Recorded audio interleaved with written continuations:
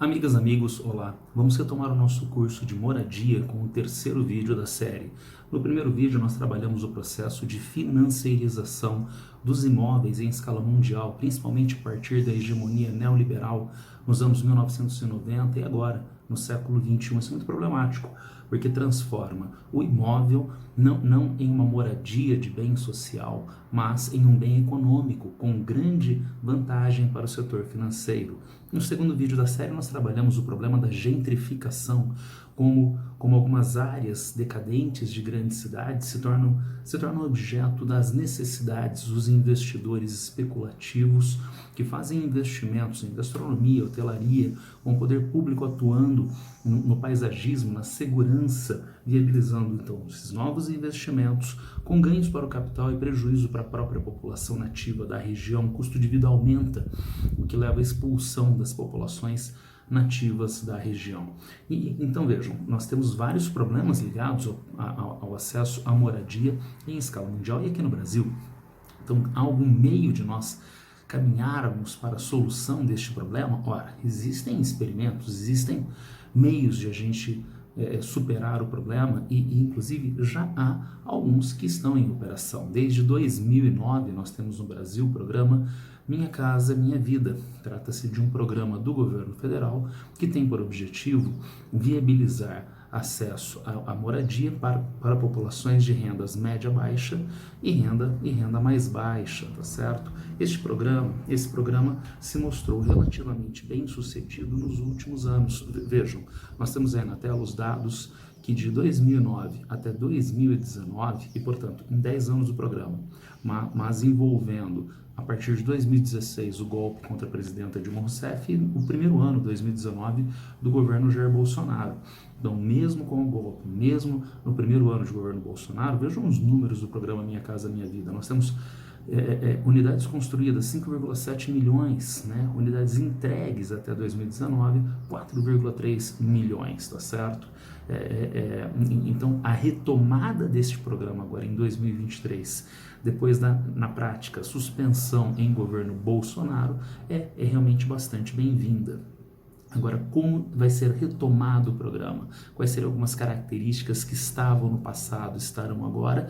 E quais são alguns problemas que se manifestaram no programa Minha Casa Minha Vida, neste intervalo de tempo que a gente já pode considerar? Bem, o relançamento do programa trabalha, como ele sempre trabalhou, com as faixas de renda. Só que em governo Bolsonaro, a faixa de renda mais pobre tinha sido excluída. Vejam, a gente tem a retomada da faixa número 1, para imóveis urbanos com renda familiar até R$ 2.640. Como eu disse, isso foi retirado em governo Bolsonaro e agora, que bom, está voltando. Esta faixa de renda é a faixa de renda mais contemplada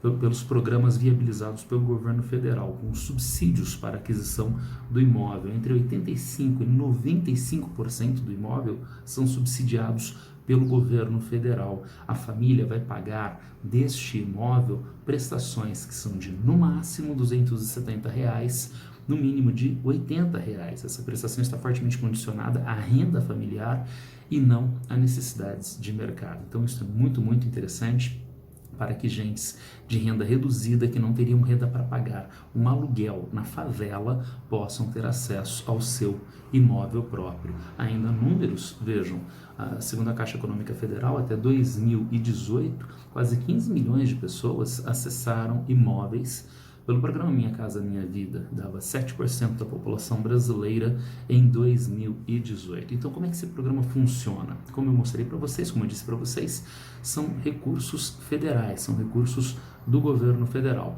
que se direcionam em dois sentidos. Primeiro, através da Caixa Econômica Federal. Então, são recursos do governo federal, vai para a Caixa Econômica Federal, que tem linha de crédito para que as famílias possam financiar estes imóveis do programa Minha Casa Minha Vida. E tem um segundo caminho desses recursos, que é para outros entes de governo e para pessoas jurídicas, entes de governo, prefeituras, porque o recurso parte do governo federal. Mas quem estabelece onde o assentamento de Minha Casa Minha Vida vai ser estabelecido? Quem faz isso é a prefeitura. Então a prefeitura cede o terreno, compra o terreno, em parceria com recursos do governo federal. Ou, interessante, desapropria o terreno. Então, terrenos que estão com problemas judiciais, problemas econômicos, têm validade social e, por lei, possam ser desapropriados. Lembrando que a desapropriação exige para o poder público pagamento, mas esses terrenos que podem ser desapropriados podem ser objeto de uso para o programa Minha Casa Minha Vida. Então o dinheiro sai do governo federal e, através da Caixa Econômica Federal, financia, viabiliza financiamento para as famílias. Dinheiro sai do governo federal, vai às prefeituras e, junto com a prefeitura, recursos da prefeitura e do governo federal adquirem os imóveis, tá certo? E, finalmente, os recursos saem do governo federal e vão para as incorporadoras, que são contratadas para a administração das obras do programa Minha Casa Minha Vida. Como resultado, então, nós temos os imóveis que passam a ser adquiridos pela população através do financiamento da Caixa Econômica Federal. Segundo os números do slide anterior, realmente é um programa muito bem-vindo do ponto de vista social, acesso à moradia, e do ponto de vista econômico, mobiliza um setor da economia muito importante, que são as empreiteiras, que é a construção civil. Mas nesta década e meia de existência do programa, nós já identificamos alguns problemas. Quais são problemas que ocorrem no programa Minha Casa Minha Vida? Bom, o primeiro deles, como eu disse para vocês no slide anterior, a prefeitura é que define o local onde o assentamento vai ser realizado. E a prefeitura é um ente político que é muito sujeito à pressão das incorporadoras, que é muito sujeita, é um ente muito sujeito à pressão da especulação imobiliária. Então, por vezes, esse terreno pode ficar numa área longe, uma área distante, erma. Por quê? Porque quando o assentamento de Minha Casa Minha Vida for criado, serão criados também as infraestruturas de transporte, de saneamento básico, de iluminação, de calçamento, de asfalto, o que vai aumentar o valor imobiliário às cercanias do assentamento de Minha Casa Minha Vida. E, portanto, há interesses especulativos envolvidos nesta localização. E daí se desdobra um problema, né? Porque, veja, primeiro é uma questão de ordem econômica com custos à sociedade. O assentamento está muito longe das áreas urbanizadas. Então, há um custo pago pela sociedade para a colocação de todos esses serviços urbanos nesta região, água, esgoto, etc, etc. Quem paga isso são os nossos impostos, tá certo?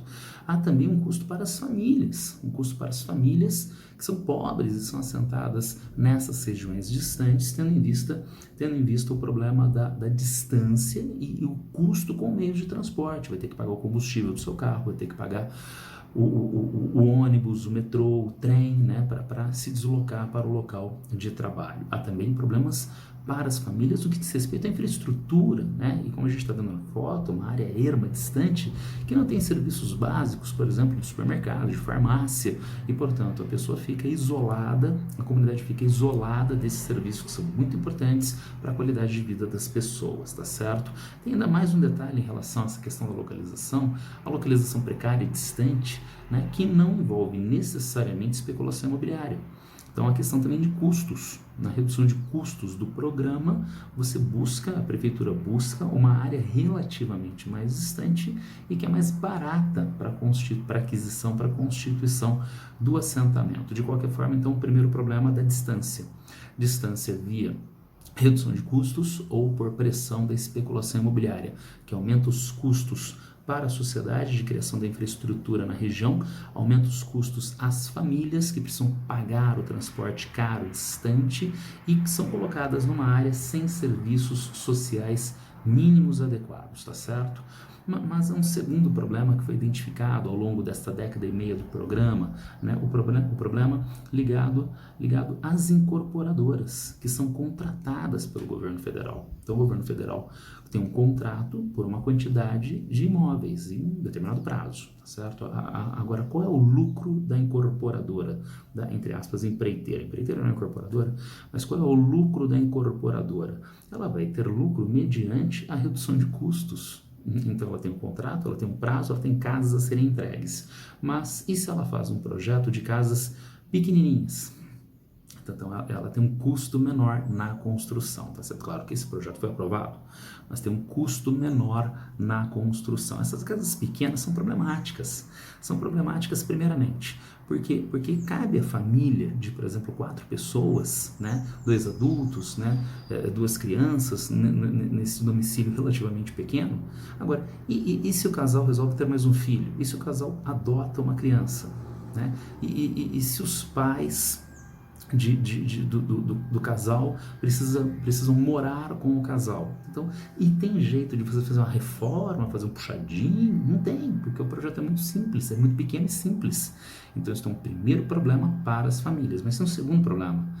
Na redução de custos, a qualidade do imóvel fica questionável. E daí o custo de manutenção. Tem uma trinca na parede, a fiação está com problema, o encanamento está com problema, né? Então tem um custo de manutenção para as famílias. E ainda, se for o caso de um imóvel vertical, né? De um condomínio vertical, então tem os custos condominiais, que aumentam ainda mais então os custos para essas famílias, tá certo? Como desdobramento disto, o que a gente encontra são, então imóveis pequenos, de projeto barato, de qualidade questionável, denúncias de qualidade questionável, nas chamadas plantations de casas, plantations de moradia. Então você olha, perder de vista na paisagem, como se fosse aquelas velhas plantations dos Estados Unidos, né, do século XIX, do Brasil, do século XIX, né, aquela ideia de mesmas plantas de um mesmo gênero comercial, né? Então as casinhas todas iguais, os bloquinhos residenciais todos iguais, dentro de uma lógica de redução de custos para a incorporadora e com prejuízos para o beneficiário do programa. Então é um programa bom, sem dúvida, um programa bastante interessante, a gente viu no primeiro slide, mas ele merece aperfeiçoamento, sem dúvida alguma. E como então ele foi relançado agora em 2023? Esses problemas que nós identificamos, será que esses problemas estão sendo corrigidos agora no relançamento em 2023? Bem, isso vai ser o objeto do nosso último vídeo sobre moradia, tá certo? Bom, como vocês já sabem, se tiverem alguma dúvida, alguma pergunta, alguma crítica, é só me encontrar a qualquer tempo nas redes sociais. Abraço a todas e todos e boa sorte.